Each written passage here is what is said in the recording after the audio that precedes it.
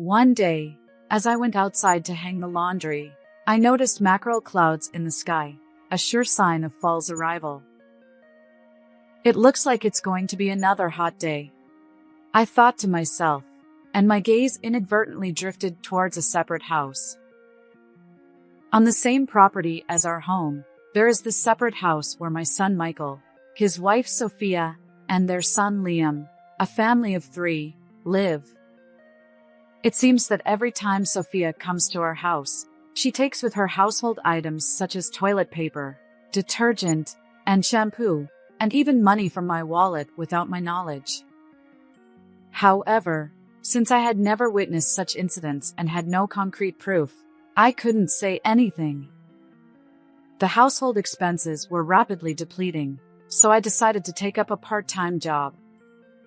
Of course, I tried talking to Michael about Sophia's behavior, but he wouldn't take it seriously. Therefore, we decided to have a discussion when my husband David, who is working away from home, returns once a month. The meeting would include my husband, myself, Michael, and our grandson Liam. It seems Sophia will join us later. I mentioned that money was disappearing from my wallet. Are you saying Sophia did this? Let's not exaggerate. At that moment, David quietly placed his smartphone on the table and displayed footage from the surveillance camera installed in our home. On the screen, in a well-lit corner of the living room, Sophia was caught red-handed. She had found my wallet in my bag, extracted a few bills, and returned the wallet to its place. Michael was taken aback. But I've been giving her enough for living expenses. Why would she do this? Even after all this, don't you notice anything? Michael seemed startled by my words. He stormed out of the house, heading straight for the separate house. He dragged her back to our house. There, Sophia was shown the surveillance footage, and her face turned pale. My name is Lisa Smith. I'm a 60-year-old homemaker. My husband, David, is away on business, and he only returns about once a month. Both of us are well past the midpoint of our lives, and we'd like to live peacefully. However, it seems that's not so straightforward. When David was assigned to work alone, he seemed a bit disappointed and confided in me quietly. Lisa, I've been assigned to work alone, so I'll be living by myself starting next month. They want me to oversee the team at the new branch office. David has always been admired at work for being a caring and brotherly figure. Indeed, he is very attentive, not just at work, but also at home. I remember when our son Michael was just born, David eagerly took on tasks like preparing milk and changing diapers. Even though he couldn't take parental leave, he made sure to nap with Michael on weekends and during summer vacations. As Michael grew up, David taught him and took him to the park regularly. So, it's unusual to see dependable David feeling down like this. David, you don't need to be so disheartened. After all, you can come back soon, right? I had assumed he'd return in roughly 2 to 3 months. That's the thing. I don't know exactly how long it'll be. Since it involves crossing state lines, I won't be able to see you frequently. I'll only be able to come back about once a month, and that's why I'm worried about you. Why was he concerned about my well-being? For a moment, I wondered, but then it hit me. I have a chronic illness, and I'd recently undergone surgery. Perhaps he was worried about how this might affect me. It's okay. Michael and Sophia are nearby in the separate house, and if anything happens, I'll get in touch. On our property, there's a separate house where Michael, his wife Sophia, and their son Liam live. Michael got married 6 years ago and initially lived in an apartment for about 2 to 3 years. However, due to the landlord's circumstances, he had to move out of the apartment. Eventually, they came to ask if they could live in the separate house. David was not keen on the idea and initially refused. Michael, you know Mom has health issues. I don't want to burden her, so I'm against it. Once, David had turned him away with those words, but when there was less than a month left until eviction, Michael returned. He looked considerably weakened. Dad, please, I won't cause any more trouble. Just let us live in the separate house. Perhaps his perspective had changed by then, as David consented to Michael's family living in the separate house. When I later asked for the reason, David explained that he felt more at ease having them close by, rather than leaving me alone. It's been about 3 years since then, and there's no sign of them leaving. They continue to reside in the separate house. To reassure David, I put on a cheerful tone. I'm fine. The post-surgery recovery is going well, and I'm taking my medication properly. David suggested installing surveillance cameras. Let's add some security cameras. The newer ones have better performance and even come with temperature sensors, which could help prevent heat stroke. You're worrying too much. I chuckled, trying to ease his worries. Later, David did indeed set up surveillance cameras, linking them to an app on his smartphone.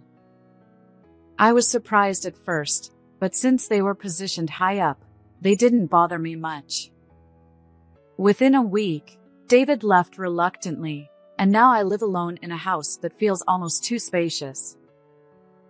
By the way, I hadn't mentioned this to David, but there was something bothering me.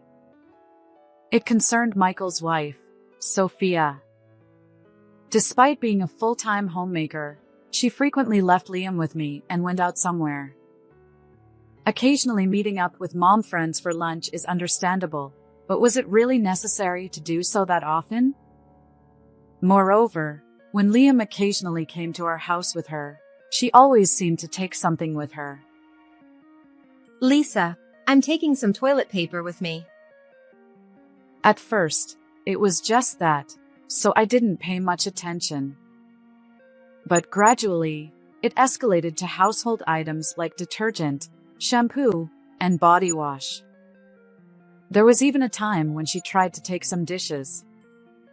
She did return the dishes, but still, it was odd. Sophia, are you struggling financially to the point where you can't afford basic items? Huh? No, not at all. Well then, why do you feel the need to take things from our home? It's about saving. With Liam around, there'll be additional expenses down the line. I want to start saving now. So, I thought you'd be supportive, and maybe even provide a little extra assistance. She said it nonchalantly, waved her hand flippantly, and went out again. Sophia was always stylish, talked about going to esthetician appointments, and even had her nails done. But was she truly saving money as she claimed? Michael works diligently from early morning until late at night, and there have been no discussions about financial difficulties. Although I'm curious about her intentions, I refrain from meddling in my son's marital affairs. I don't want to be an overbearing mother-in-law. Meanwhile, my wallet has been gradually losing money, and I suspect Sophia might be behind it. However, lacking concrete evidence and unable to catch her in the act, time slips away. One day, as I went outside to hang the laundry, I noticed mackerel clouds in the sky, a sure sign of fall's arrival. It looks like it's going to be another hot day, I thought to myself, and my gaze inadvertently drifted towards a separate house. Curiously, I've never witnessed Sophia behaving suspiciously, even though I still wonder if she's involved. However, various neighbors have shared unfavorable rumors about her. They claim she walks around town dressed as if she's going to a nightclub, or seen walking intimately with a young man, but I'm quite skeptical. Indeed, she is fashionable, but I've only ever seen her in outfits that one would find in fashion magazines, and she doesn't strike me as someone who would have an affair. Even when she's at the separate house, there are times she's just in her pajamas, so I simply can't imagine Sophia gallivanting about. However, the fact that there are people who have actually witnessed her behavior suggests that there might be an unknown side to Sophia that I'm unaware of. Even as I kept an eye out, money continued to disappear from my wallet.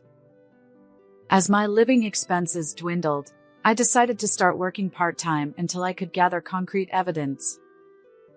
I told David it was for a change of pace, but he worried quite a bit.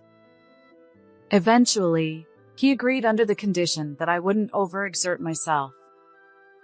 Fortunately, I noticed a nearby supermarket hiring cashiers, so I contacted them and went for an interview. Just to be sure, I discussed it with Michael as well. As the day of my first shift approached, I informed Michael, "Michael, listen, I'll be starting a part-time job next week." Why? You just got out of the hospital, and your body is still recovering. It's only about 3 days a week. I'll be fine. But more importantly, it's about Sophia.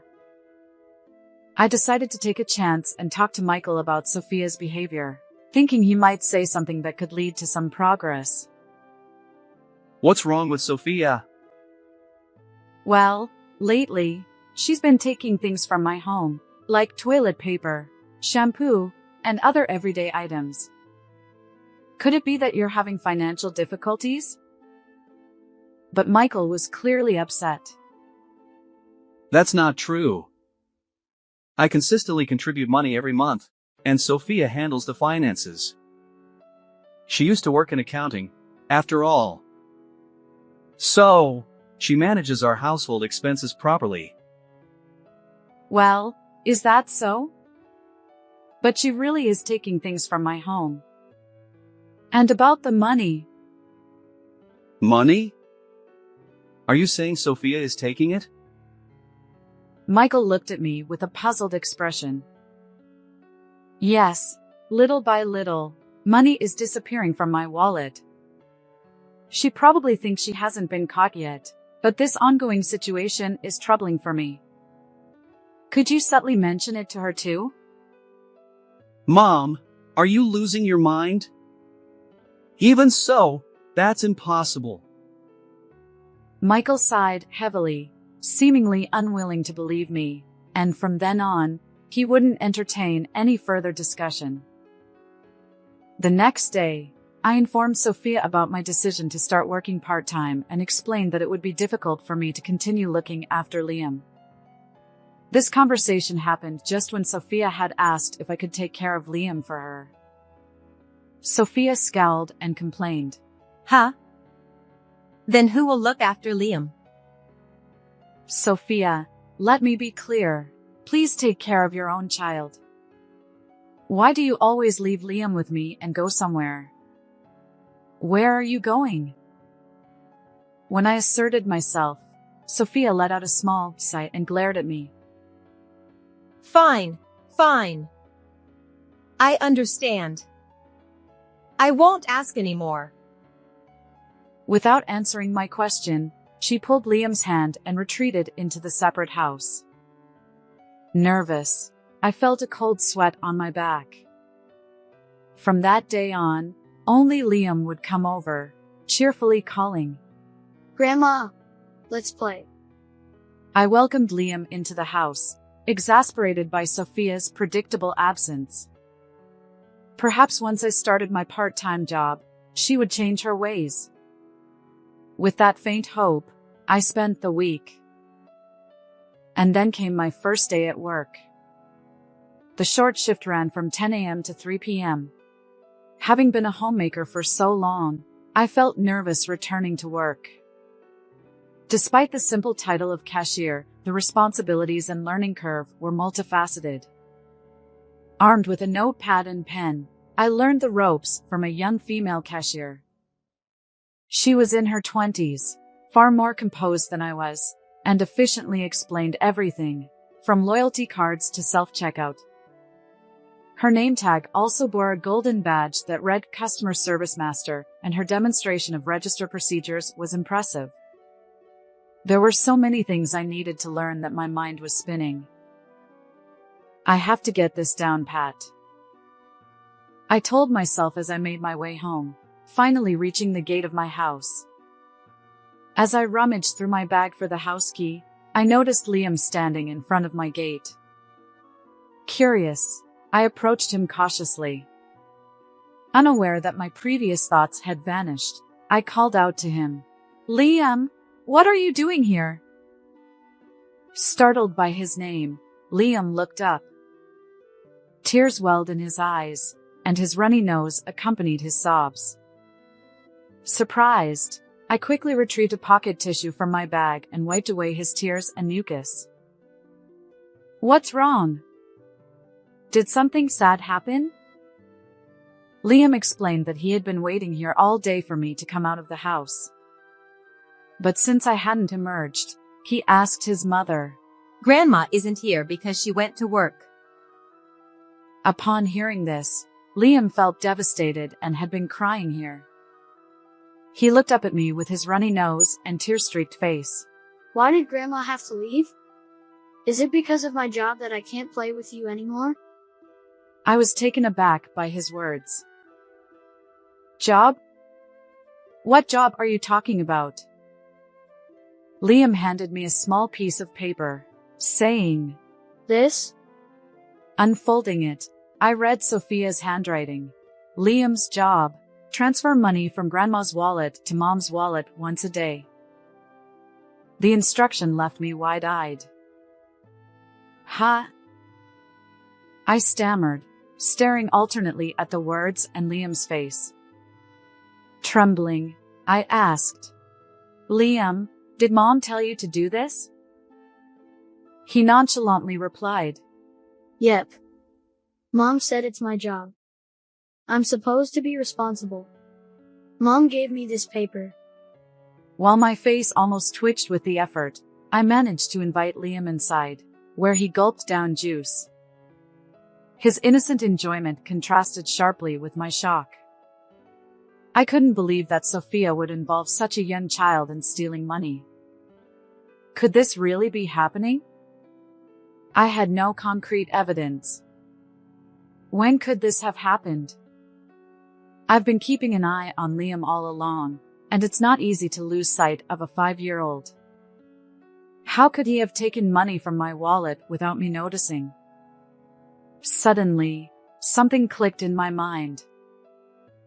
That night, I contacted David and explained the situation. Yeah, I understand. I'm not accusing Liam, but I'll check the surveillance camera footage. David listened attentively without any doubt.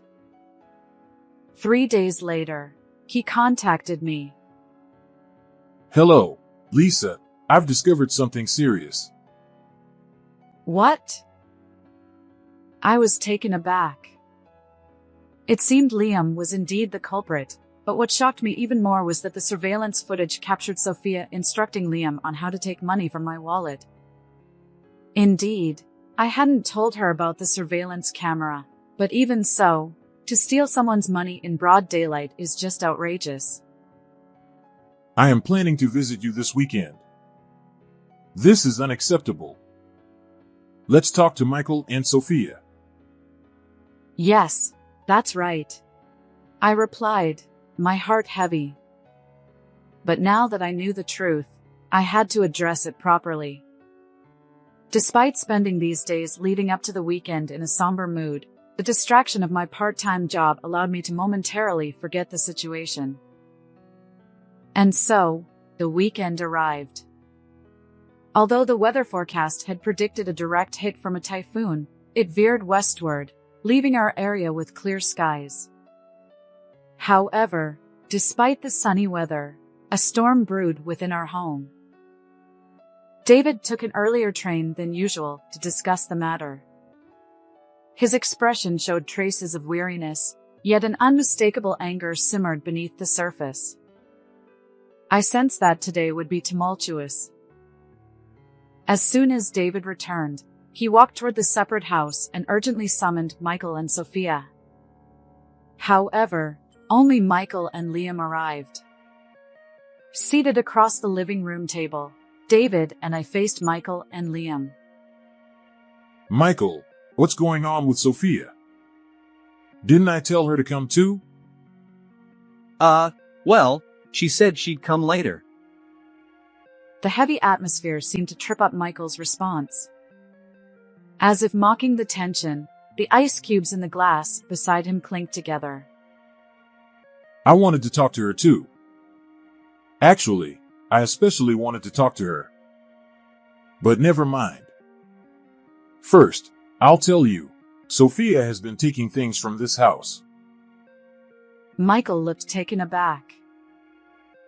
I've heard that from Mom before. But it's not like she takes a lot or does it frequently, right? Besides, Sophia said she received those things from you, Mom. Well, she may say she received them, but I didn't give them to her out of goodwill.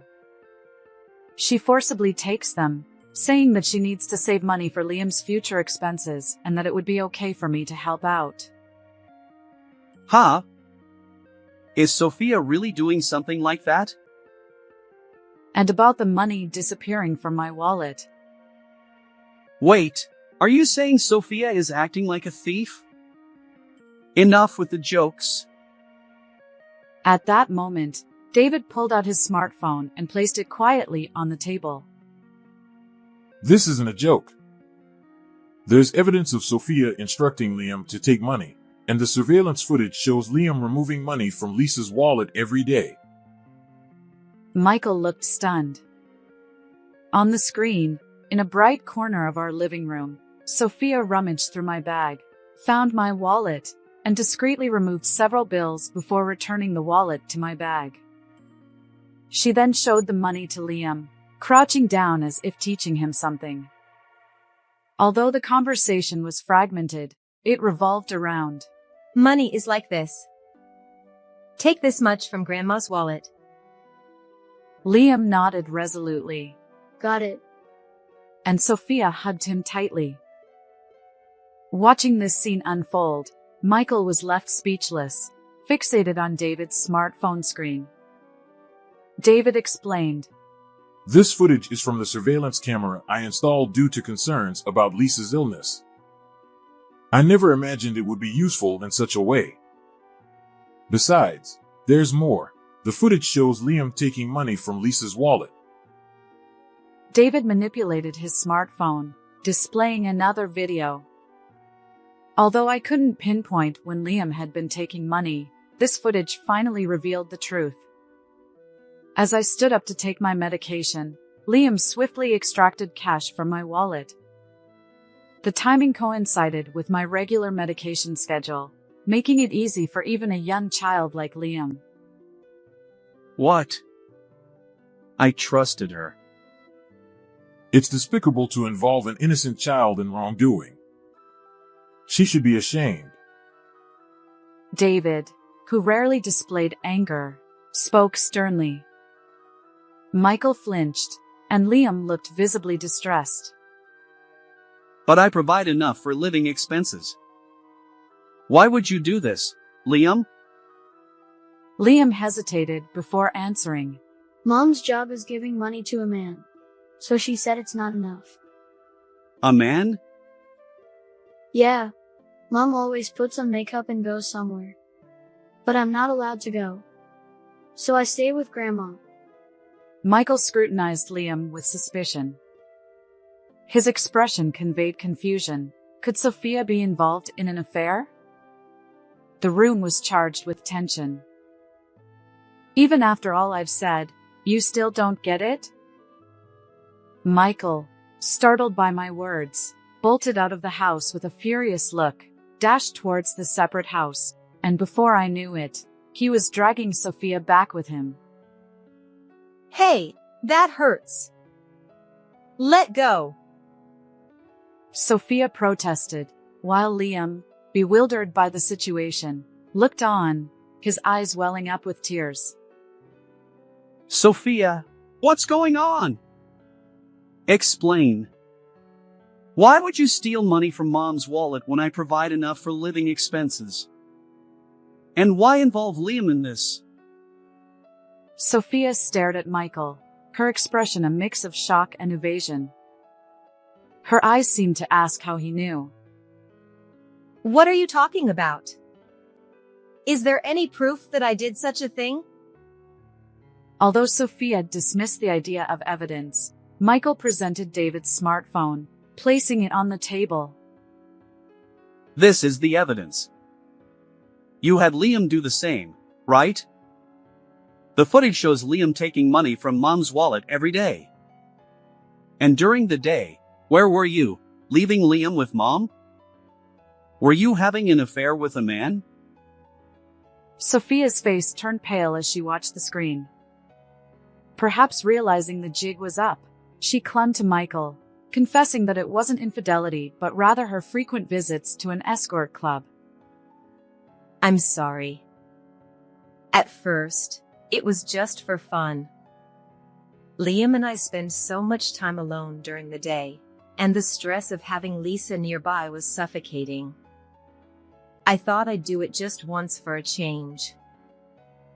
But it escalated. Once a month, twice, 3 times. She got deeper and deeper into it. I had no choice.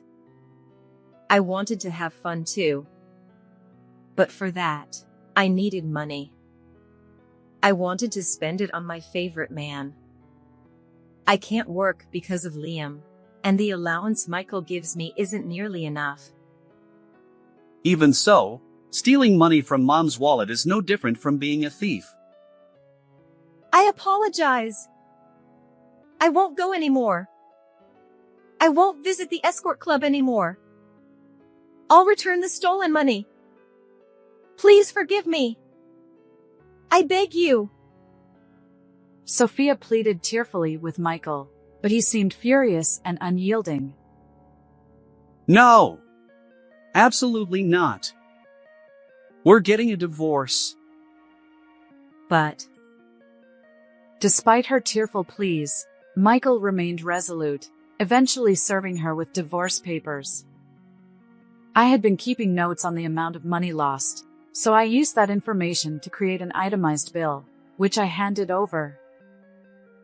Huh? Is it that much? She seemed surprised, but surely she was aware. Despite her attempts to negotiate and get me to relent, I declared that I wouldn't give up a single cent. Sophia, don't you think it's fortunate that I'm not filing a police report?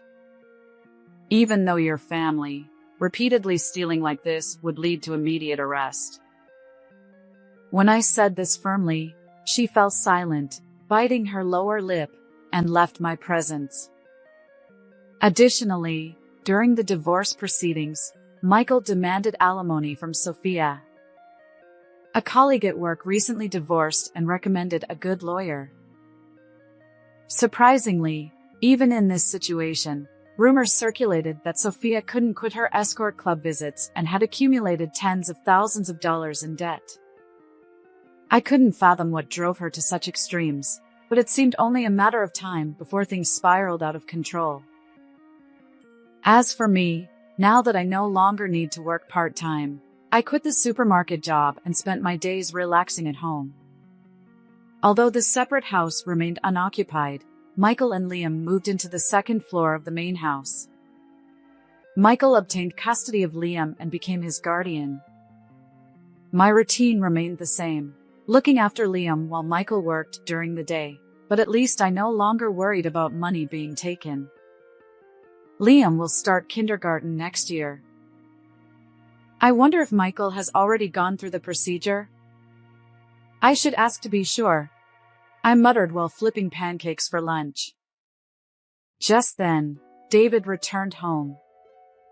Yes, today marked the end of his business assignment, and he was finally back home. It had been weeks since I last saw his face, but he entered the living room with an unusually bright expression, clearly delighted. I'm home. Welcome back. Lunch is ready. Welcome home, Grandpa. And so began our life together, David, Michael, Liam, and me. It felt truly peaceful. Despite the lingering summer heat, fall was approaching. David, ever eager to play with the kids, suggested, How about a maple leaf viewing trip during the upcoming long weekend? I chuckled, considering his age, but I continued making pancakes for him. How did you like our talk this time? Please don't forget to subscribe to our channel. See you in the next video.